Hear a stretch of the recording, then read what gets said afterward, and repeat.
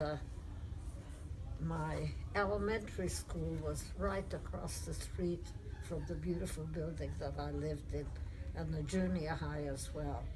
But when I was about 9 or 10 years old, all of a sudden I was forbidden to go to that school because I would have contaminated with my presence the pure Aryan students. Someone tell you that?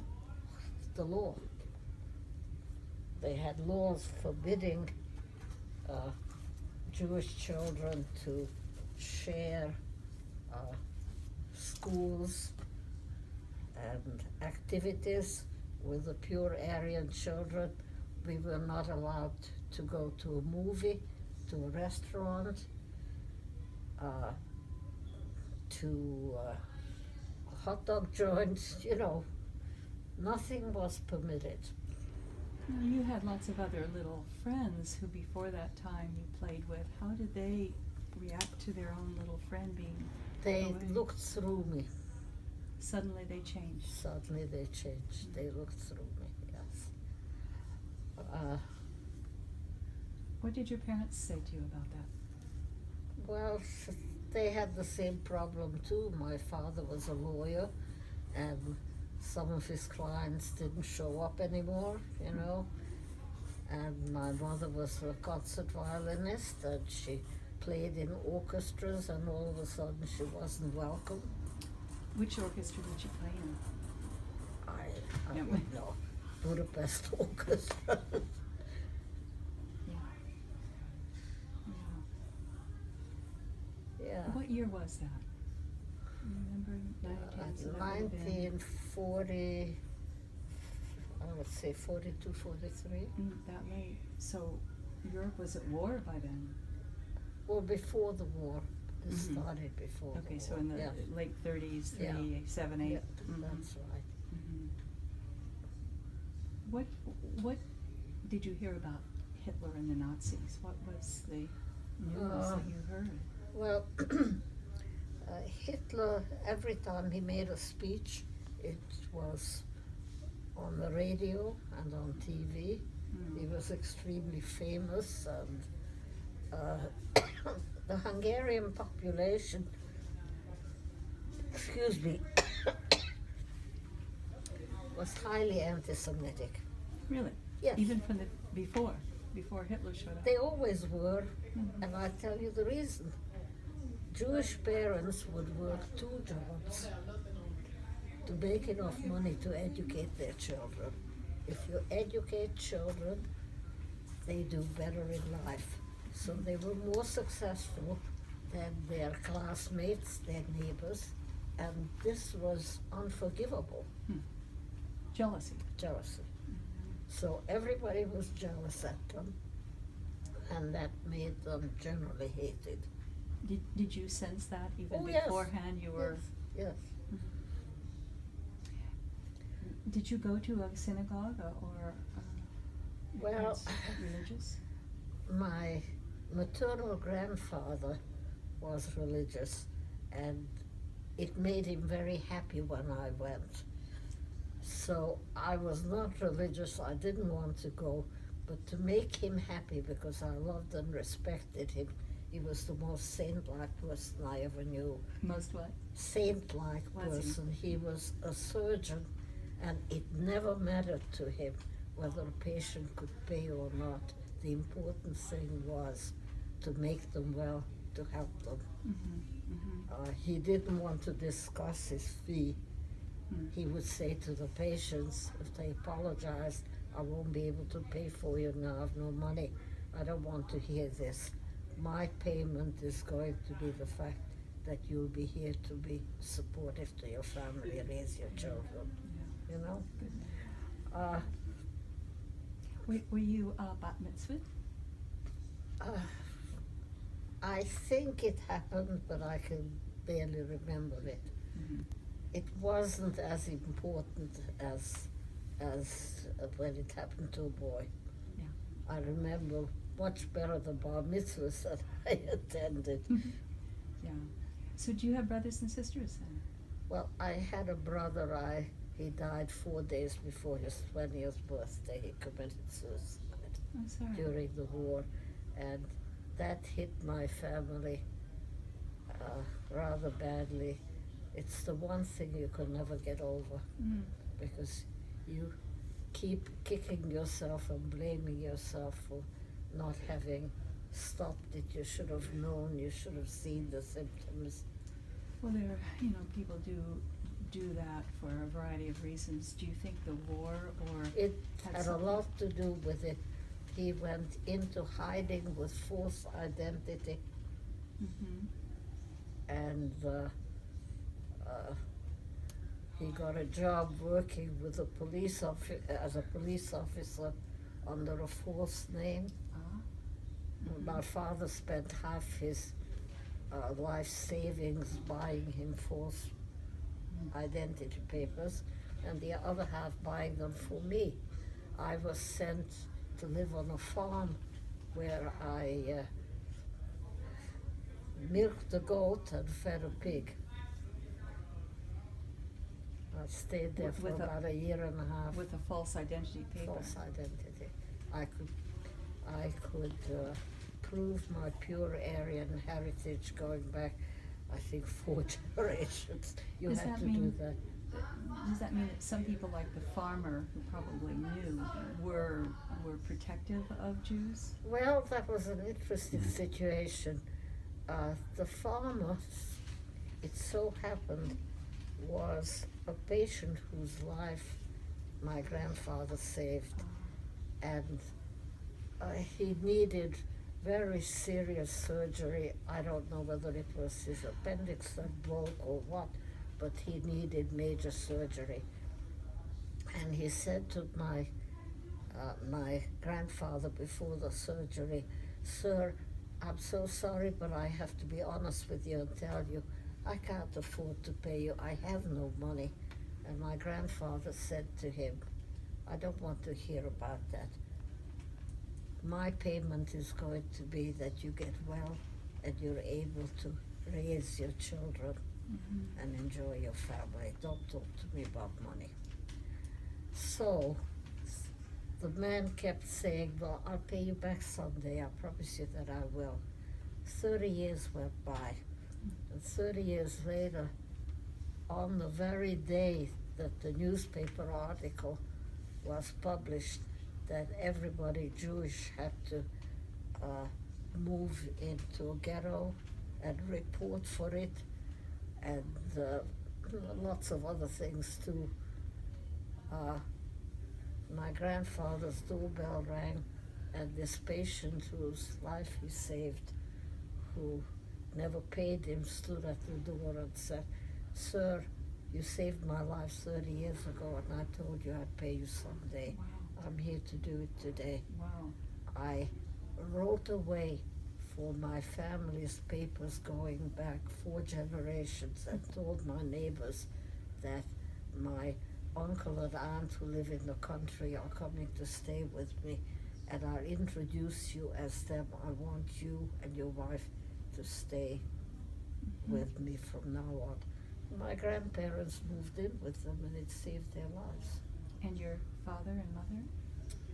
No, that was a different story. My father was a World War I military hero. He had a huge picture frame, which Nigel has now, with 5 big medals that he won, and one of them was the famous German Iron Cross. Oh, really? And that gave him a special status. Bless you! That made him a military exception. Let me understand. So was this like in the old Austro-Hungarian empire that he somehow, a Hungarian got the German military cross, or how did he? Well, He was part of the Axis troops. Well, World War During One. World War Yeah. One? During Okay. World War One, Okay, Austria-Hungary were one country, yeah, and they and Germany were on the same side of the war, okay. fighting you guys. Yeah. Sorry to say that. Mhm. Okay, so. And then when World War II broke out, the same thing happened again. But so your mother and father, though your grandparents were able to go to the farm, and you too went there My temporarily. grandparents went to the farm with false identity, and then they included me too. Mhm. And I milked the goat and fed the pig for about a year and a half. And my name was not Anna Veronica Barend, which my maiden name used to be. Mhm. It was Oranka Molnar. Oranka, Arankoka, Oranka. Molnar, the last name, Molnar. Hmm. That became my name, and How old were you at that point, do you think? I think I was 11, 11. something like that.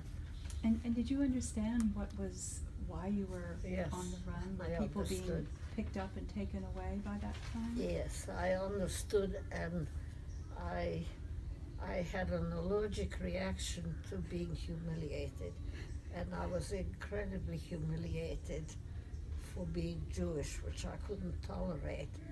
And when the law came out that anybody who was not just Jewish, but had one Jewish relative going back 4 generations, Mm-hmm. was considered a no good goddamn Jew who didn't deserve to be alive and live there, we had to wear a yellow Mogen David, if you know what that is. Mhm. And it had to be right here over our hearts, on the left side of the chest. And I was too ashamed and embarrassed to go out wearing it. I never went out. After I stayed indoors for a number of weeks, all of a sudden I felt conscience stricken. I wanted to visit my grandparents because my grandfather was sick. So for the first time, I went out into the street wearing this. And She's the best customer I have. so anyhow, I went out wearing this, and it was the first time I walked in the street with the yellow, canary yellow Mogen David. That's what they called it. And as I walk in the street, all of a sudden I can't walk further. Somebody is blocking my way. And it's an old man. When I say old man, I was 11. And he was not much older than my son, but he seemed like an old man to me. And he blocked my way, wouldn't let me walk. And all of a sudden he said to me, "You little Rose of Sharon." And with that, he spits into my face. What does that mean? Rose of Sharon? Mm-hmm. It's somebody who's from Israel, who's Jewish. Mm-hmm. Rose of Sharon. Mm. I don't know, but it Mhm. was a Jewish expression, you know. And he bent towards me and he spat into my face. To this day, I don't remember what you told me 5 minutes ago, but I remember this. His spittle hit me in the left eye, it dribbled down into my mouth, and I went berserk. I started to scream. I ripped off the yellow star, I threw it in his face, and I ran home screaming. And I said to my father was sitting with a client, he was a lawyer advising him, and I barged into the office and I said, "I have never been so humiliated in my life. I'm not going to wear it again. I will never wear it again." He said, "Calm down. It's the law. You have to do what the law says." I said, "I don't care. I will never wear it again." I got humiliated. He spat into my face. Never, never again. My father finally realized that I meant what I said, and he spent half his savings buying me false identity papers. So now my name was Oranka Molnar, and I went to live on this farm, and I lived with a client, well, the owner of the farm was a very grateful patient of my grandfather's who never charged him. Let me go back and ask, you said it was about the time that that Jews were being picked up and moved into the ghetto, or ordered to go into the ghetto. Did that happen to your parents, even though you were on the farm? It didn't happen to my parents because my father was a highly decorated military exception. I see. The German Iron Cross saved him. Mm. And the medals, take a look at them in Nigel's home. He has them all framed. So even as a Jew, the That- Iron Cross was enough to keep. That was at that time. Later on, I don't think it would have. It was just he and his wife, though. The protection didn't go any further. Yeah, it didn't. So he spent his entire savings buying me false identity papers and my brother too. Mm-hmm. Mm-hmm. So you stayed on the farm for how long? I stayed on the farm for about a year and a half, and as I said, I milked the goat every day and I fed the pigs, and the planes, the Allied planes, that's you guys, would come by and drop the bombs, and I would go out into the yard and look up at the sky and watch the planes, and I would quietly talk to them and say, come on, kill everybody, wipe out this country, they don't deserve to be around, they're so cruel, they don't deserve to be around. You were a pretty angry young I was girl. angry and I was talking to the sky, Mhm. to the planes, and Did you know, or did anybody hint at what was going on, the camps and the other kinds of things that had really not begun? at that time, because I was not in contact with anybody Jewish. Mm-hmm. I was living Mhm. with a 100% Catholic family Mm-hmm. who could prove their pure Aryan ancestry going back 4 generations. That's what you have to do. Yeah. Yeah. 4 generations. But I was very careful not to run into people, not to meet anybody. As I said, I spent my life taking care of the pig and the goat. What happened after that when you left the farm? Well, as time went by and more bombings took place, I didn't feel comfortable anymore staying there.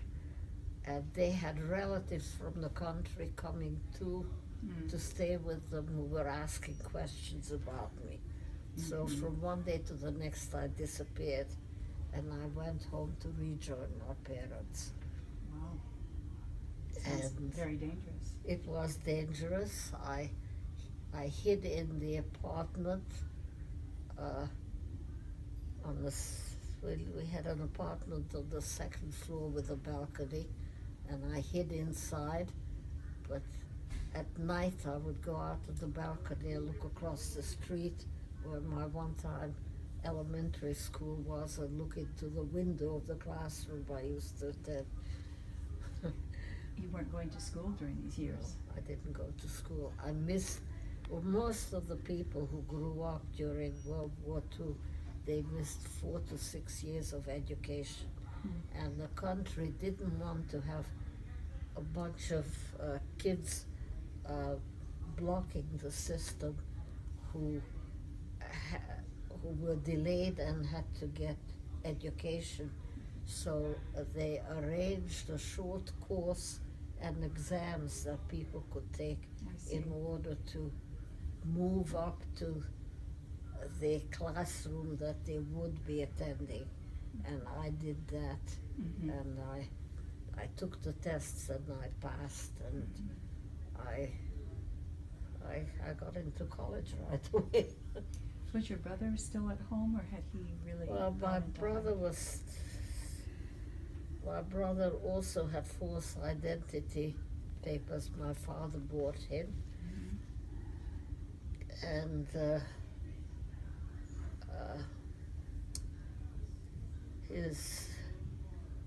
he got a job working for the police, and he lived in an apartment with an Aryan identity, and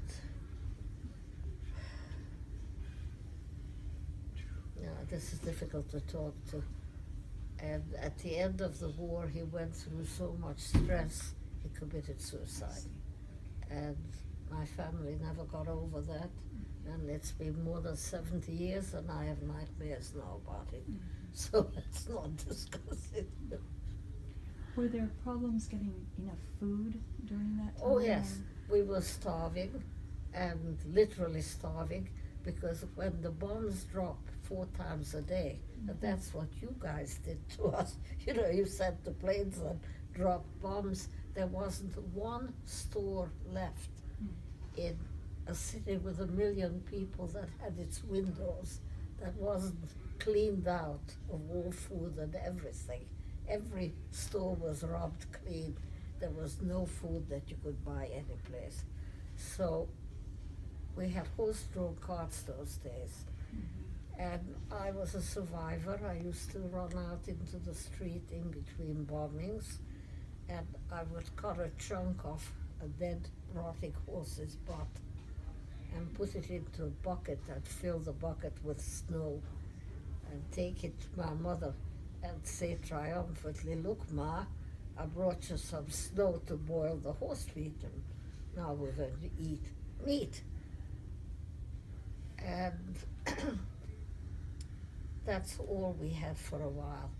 And then I realized that my one-time elementary school, which was right across the street, had a soup kitchen in the basement. They used to provide meals for the poor children, and the people from my building who were all living in the cellar, because the bombs were dropping, that was the only way you could survive. They decided to charge over and tear open the kitchen in the basement and see what food they could find. And I didn't break into the place, but I attached myself to the back of the troop and I went in with them.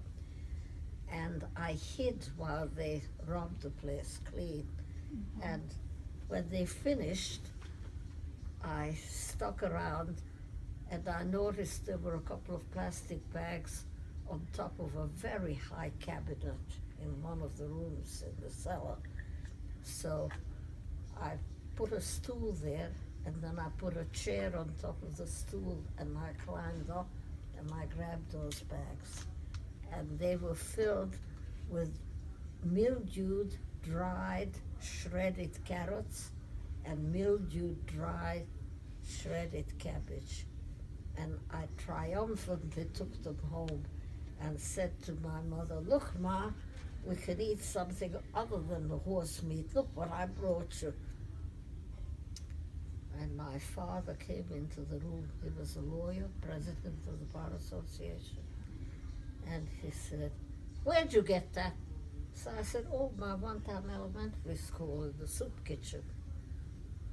He said, "Surely you don't think I'm going to eat that? What? My daughter has stolen food? I don't eat stolen food." And I was beside myself. I started to cry. I said to my mother, "My father hates me. He won't forgive me for this." And she said, "Don't give it another thought. In 3 days from now, when he's really hungry, I will boil the dried mildewed vegetables. I will sprinkle some spices on them, and he will be so hungry he will eat them without recognizing them." She was right.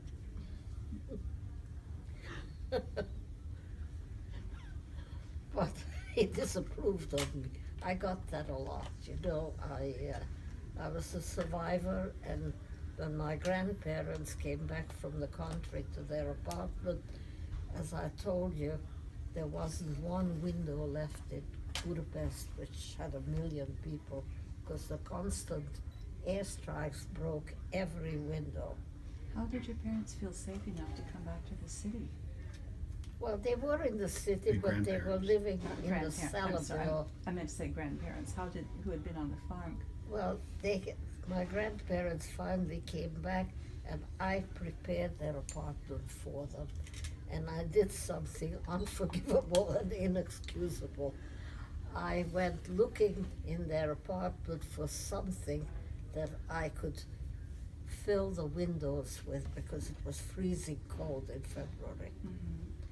And I found my grandfather was a surgeon, and he had a big closet that was filled with x-rays. And the x-rays were 16 by 32. That would be this big. And those days, the emulsion that they used was different from what they use today. You'd never be able to do this today. But I took those x-rays and I put them in the bathtub, and I filled the bathtub with boiling water, and the emulsion floated to the top. And then I rubbed them clean with a towel, put them together with duct tape, and taped them into the empty window. How clever is that? Well, I was a survivor. Yeah, yeah. You know, when you live through a period like that, it has that effect on you. You're going to crack your lens. Not at all. So your grandparents, when they came back, and your parents were they Let me tell you harassed? this, my grandparents came back, and I wanted to surprise them, and I taped the clear x-ray films into their windows so their place wouldn't be so freezing Yeah, cold. That's great. And my grandfather came in and he looked at the windows and they said, "What's that? Where'd you get that from?" So I said, "Oh, Grandpa, I took some of those sheets that were piled in your closet and I cleared them and taped them together." He said, "You did what?" "Those were my patients' records. I am responsible for their health and well-being. You had no right to do that." I went to my mother crying. I said, "Grandpa hates me, he won't forgive me. I did something inexcusable." And she said, "Don't give it another thought. He had his say, just like your father had his say about the dried mildewed vegetables that you took from the school. And when he is cold and hungry enough, he'll forget all about it." She was right.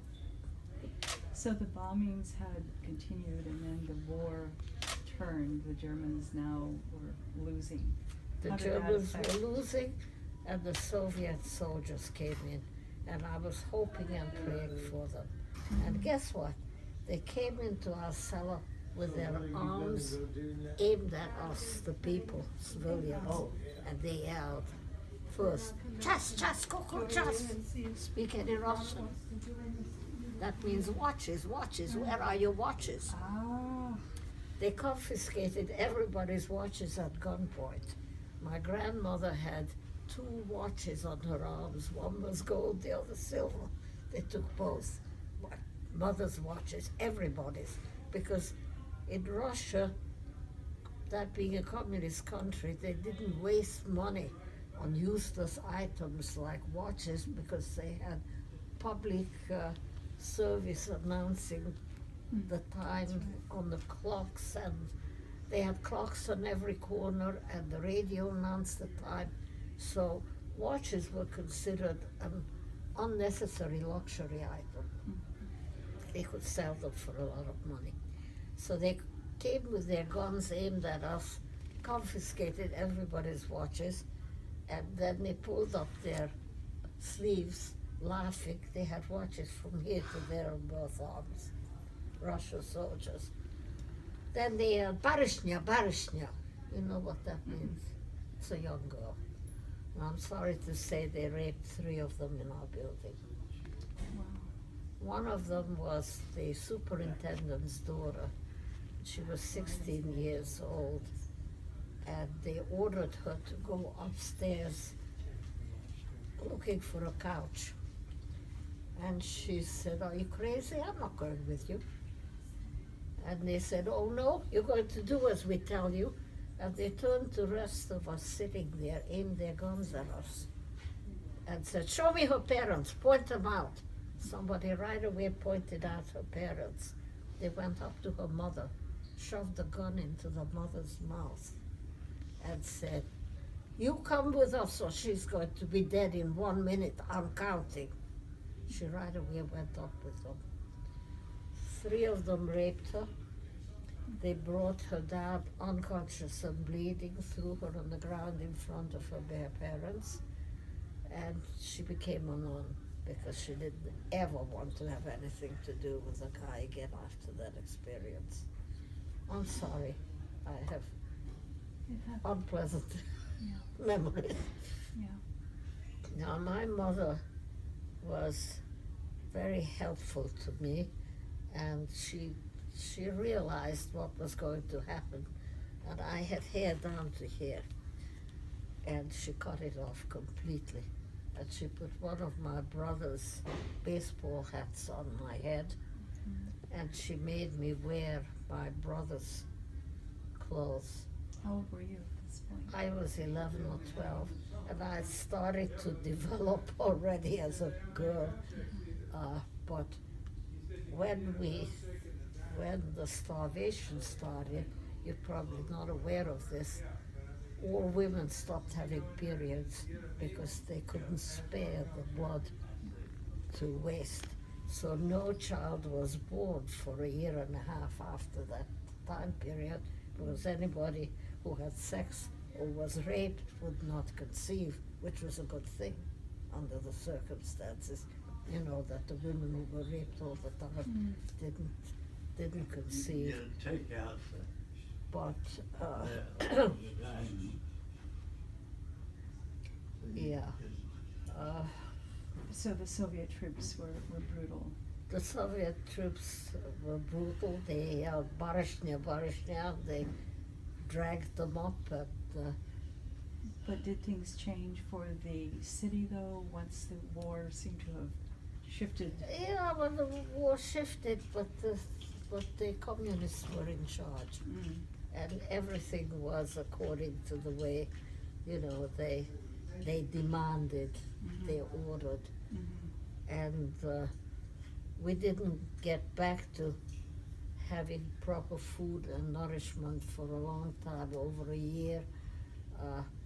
I kept going out into the street, cutting chunks of dead horses and filling a bucket with snow and giving it to my mother, saying, I brought you snow to cook the food in. And But then you at some point left Hungary.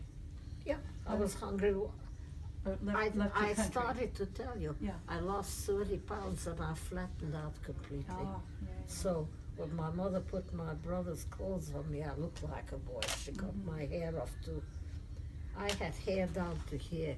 I could sit on it. Not anymore. How did you come to leave your country then? Well, when the war was over, I had an uncle in the United States, Dr. Stephen Rosenack, the inventor of the first artificial kidney. Really? Yes, he was a very outstanding surgeon, and he came back immediately to bring antibiotics for his parents and to supervise his father's upcoming surgery.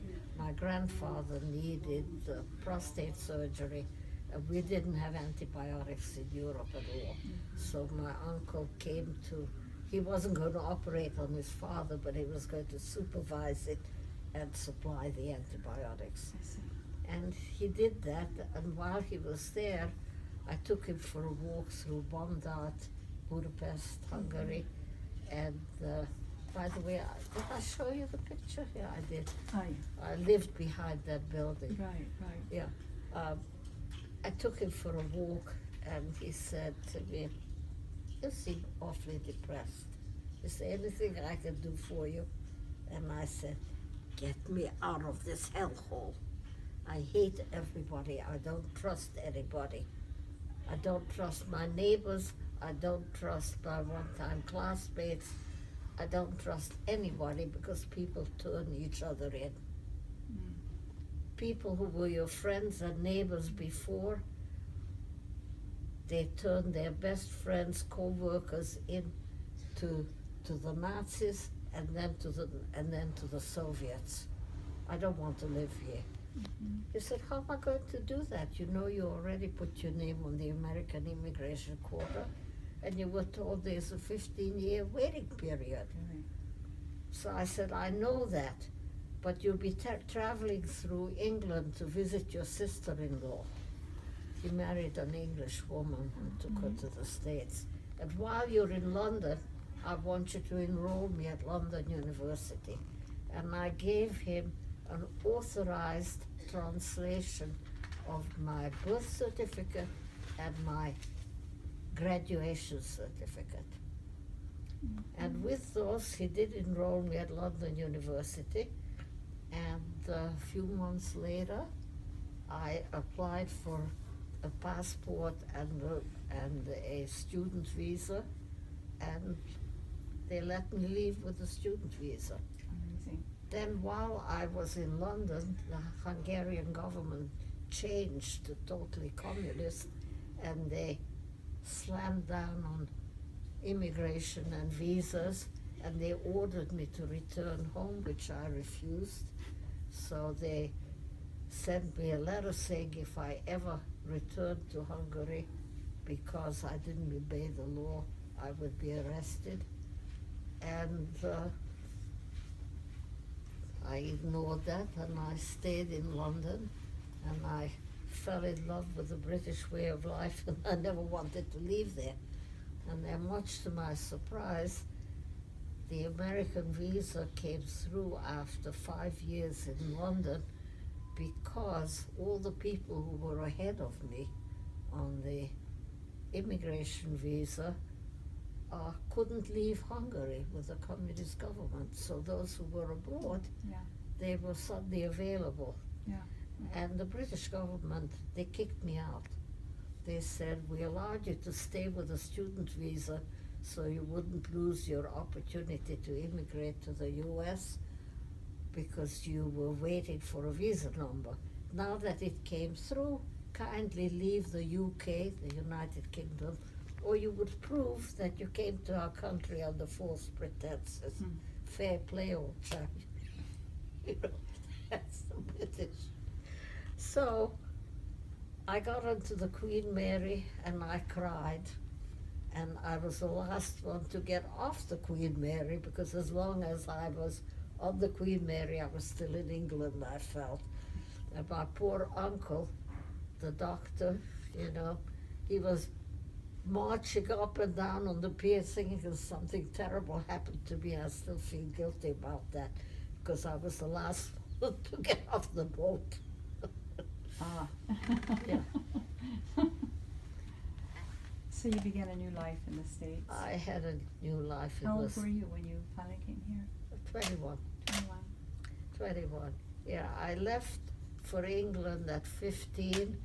I stayed there for 5 years, and then I finally made it to the US at 2021. And while I was in England, I took courses in color photography, and I worked for Technicolor, and I ran an outfit called Technicolor there.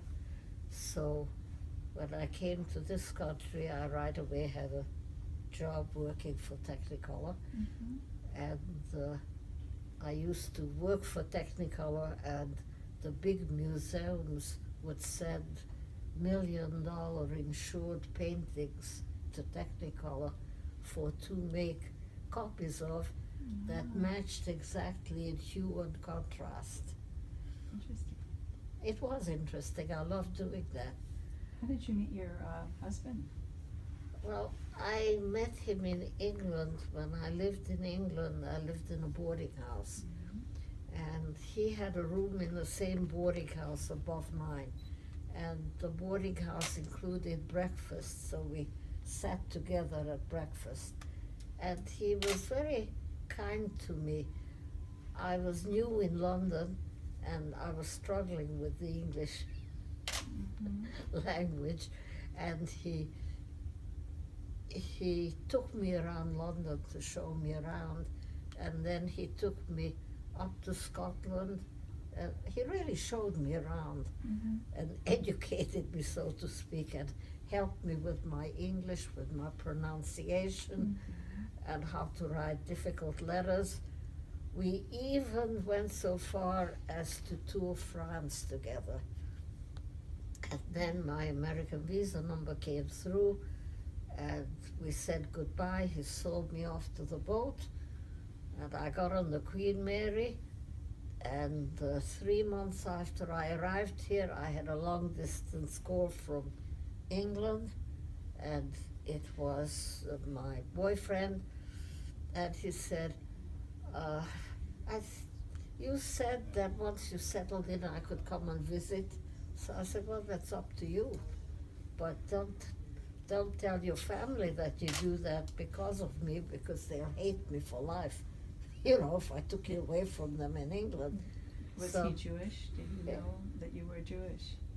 Yeah, he knew, but not right away. Took him a while to find out.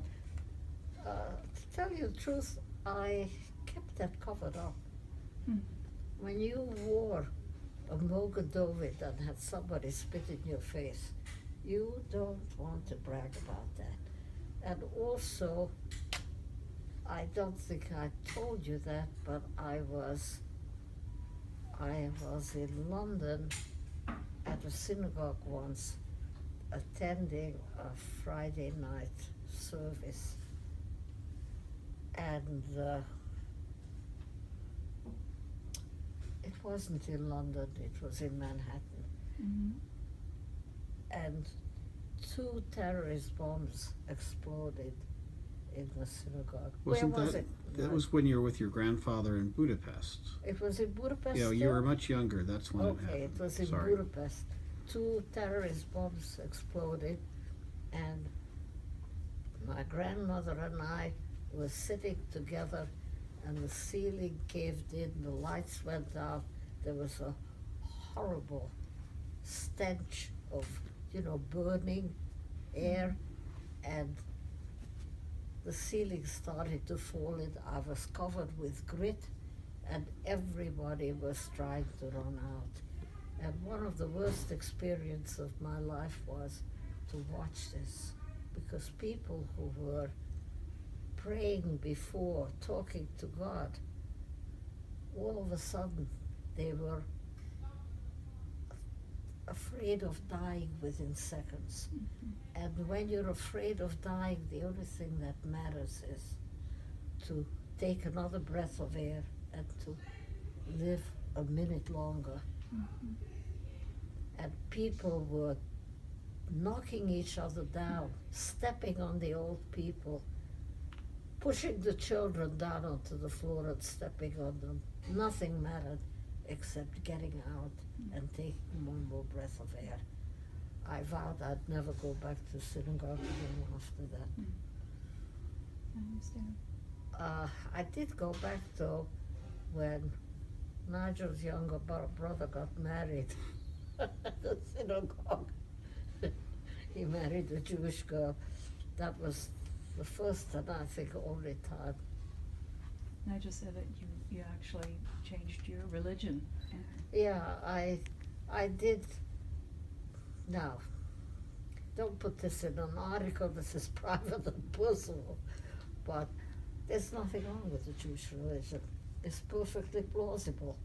It's perhaps the most sensible, easiest to accept religion there is. But there is so much humiliation with it. If you had somebody spit in your face before, you don't want to continue being exposed to that. So,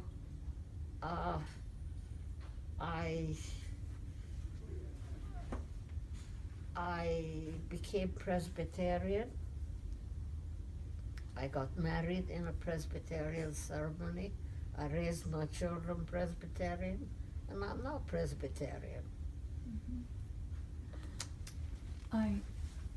You know, I think the trauma of war and the things you experienced just for being born a girl of Jewish descent, and how it's made you feel, I think that's really important to tell. Well- And that you made a decision to go a different way.